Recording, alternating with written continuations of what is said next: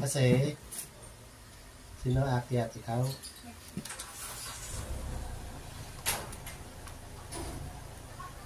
Ano sabi niya? May papasel pa. The best dada ever.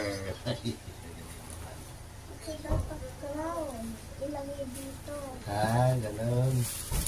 Ganun pala yun. Ganun niya. Tapos, Ilalagay daw niya. ganun pala. Ay, ilalagay daw. Lalagyan pala niya ng crown si Daddy. Yan pala yun. Oo, galing mo na. Very artistic naman yan. Sakto. Doon lang sa taas. Later. To do later. Okay. Galing mo naman ito gumawa ng mga